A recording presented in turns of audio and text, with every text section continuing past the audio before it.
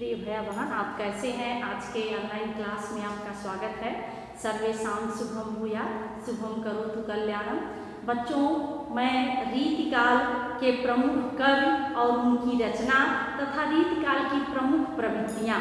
रीतिकाल को आप जान ही रहे हैं, पिछले वीडियो में मैं बताई हूँ कि रीतिकाल को 3 भागों में कवियों की 3 श्रेणी बनी, रीतिबद्ध, रीतिमुक्त, रीतिसिद्ध।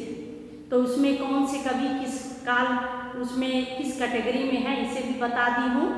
और आज मैं आपको रीतिकाल या उत्तर मध्यकाल, इसका नाम है उत्तर मध्यकाल, लेकिन कवित रीत और सिद्ध रीत लिखने की परंपरा थी, इसलिए इसे आचार्य रामचंद्र शुक्ल जी ने इसे क्या कहा है, आप लोग जानते हैं, बोलिए। इसे रीतिकाल कहा, उत्तर मध्यकाल को रीतिकाल कहा है।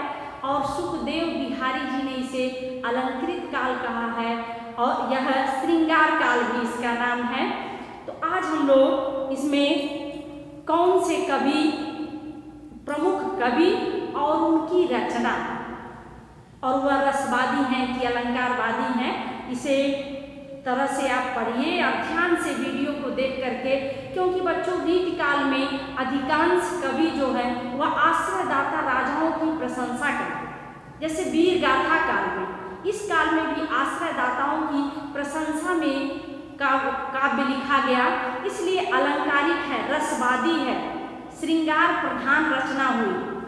तो सबसे पहले हम लोग आचार्य केशवदास की प्रमुख रचना है, यह रामचंद्रिका, कविप्रिया, रसिकप्रिया।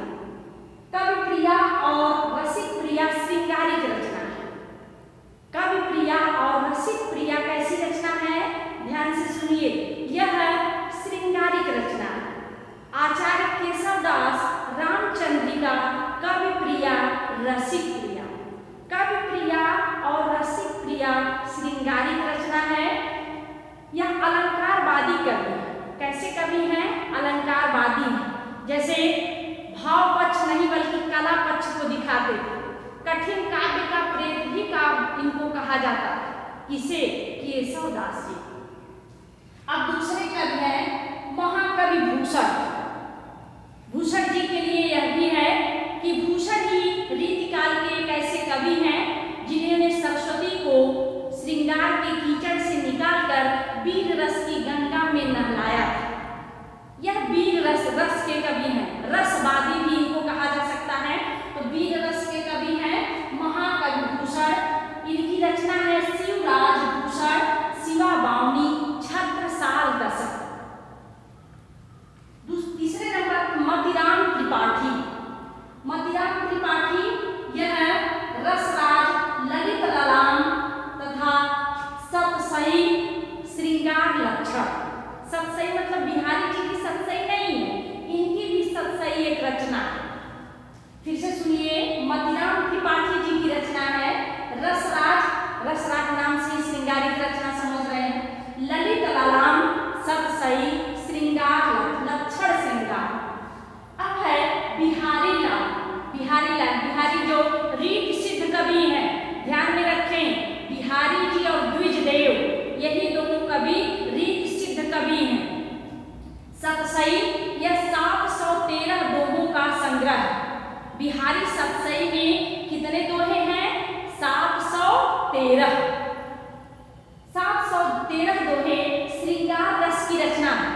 यह कैसी है, श्रृंगार प्रधान रचना इसको कहेंगे, या श्रृंगार रस की रचना। अब कवि पद्माभरण, यह रसवादी कवि हैं। कवि पद्माभरण कैसे कवि हैं, रसवादी कवि हैं। पद्माभरण जी की, कवि पद्माकर जी की रचना है पद्माभरण, गंगा लहरी, जगद विनोद। कवि पद्माकर जी की रचना है पद्माभरण, गंगा लहरी, जगद विनोद। कवि देव, ये भी रसवादी कवि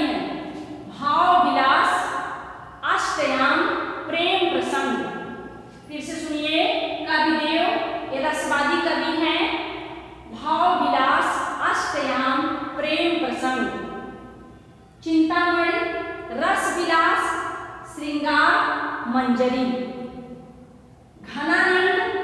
घनानंद जी की रचना है, यह भी श्रृंगारिक कवि हैं। सुजान सागर विरह लीला कृपा कांड। सुजान सागर विरह लीला कृपा कांड किसकी रचना तीनों है? घनानंद जी की। यह भी श्रृंगार प्रधान कवि है, श्रृंगारिक रसवादी भी कह सकते हैं या श्रृंगारिक कवि है। जसवंत सिंह ये अलंकारवादी कवि हैं, अपने दोहे में अलंकार को प्रमुखता देते हैं।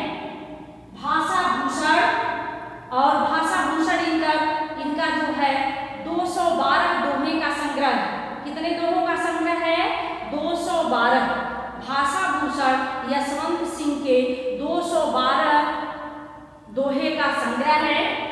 अनुभव प्रकाश, आनंद विलास, 3 रचनाएं हैं। पहली रचना है भाषा भूषण, 212 दोहों का संग्रह है। दूसरा है अनुभव प्रकाश, दूसरा है आनंद विलास। अब रीतिकाल की प्रमुख प्रवृत्तियां या विशेषताएं। प्रवृत्तियों का अर्थ होता है विशेषताओं से। रीतिकाल की प्रमुख कवि यह प्रवृत्तियां क्या? तो कवि कौन थे और उनकी प्रमुख रचना। अब इसमें है रीति ग्रंथों का निर्माण। रीति ग्रंथ जाने जिसको लक्षण ग्रंथ कहते हैं। इसमें रस, छंद, अलंकार लिखने की प्रधानता थी। श्रृंगार रस की प्रमुखता, अधिकांश आपको रचना मिली है जो श्रृंगारिक रचना है, इसलिए श्रृंगार रस की प्रधानता। सवया तथा दोहा छंद का प्रयोग, सवया तथा दोहा छंद का प्रयोग। आश्रयदाता राजाओं की प्रशंसा, राज दरबारी कवि। अधिकांश कवि कैसे होते थे? राज दरबारी होते थे, राजा के दरबार में रहते थे, राजा की प्रशस्ति और प्रशंसा करते थे। प्रकृति का उद्दीपन रूप में चित्रण। उद्दीपन मतलब जो हमारे हृदय के भाव को उद्दीप्त करती है, बढ़ाती है। हृदय के भाव को जो वातावरण होता है, परिवेश होता है, जो हमारे हृदय के भाव को बढ़ा रहा है, उसी को उद्दीपन कहा जाता है।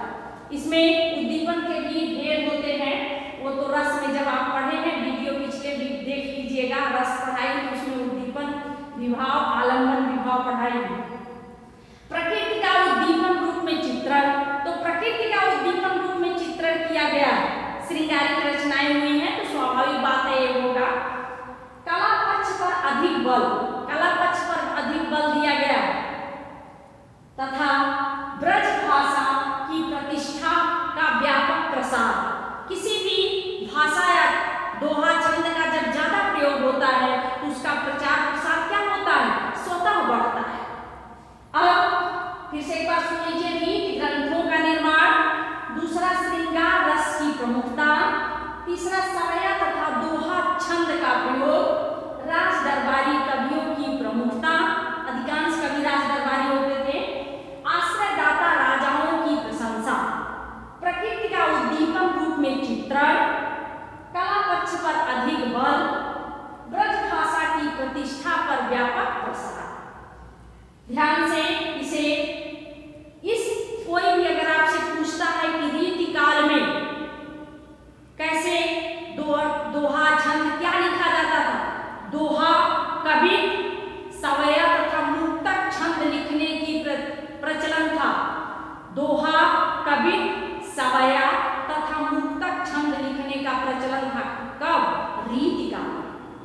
अब रीतिकाल के प्रमुख कवियों में यह नाम जो है इसे ध्यान से देख करके आचार्य केशवदास, रामचंद्रिका, कविप्रिया, रसिकप्रिया, कवि महाकवि भूषण, शिवराज भूषण, शिवा बावनी, छत्रसाल रसक, मतिराम त्रिपाठी, रसराज, ललित ललाम, सतसई, लक्षण श्रृंगार, बिहारी सतसई 713 दोहों का संग्रह है। यह श्रृंगार रस की बहुत ही सुंदर उत्कृष्ट रचना है। कवि पद्माभरण, यह रसवादी कवि हैं।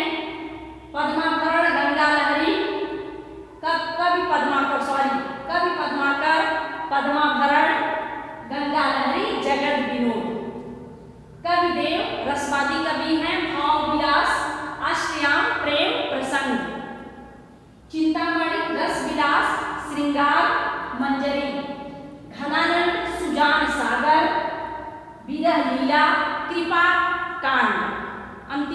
इनकी है कृपा कांड। जसवंत सिंह यह अलंकारवादी कवि हैं।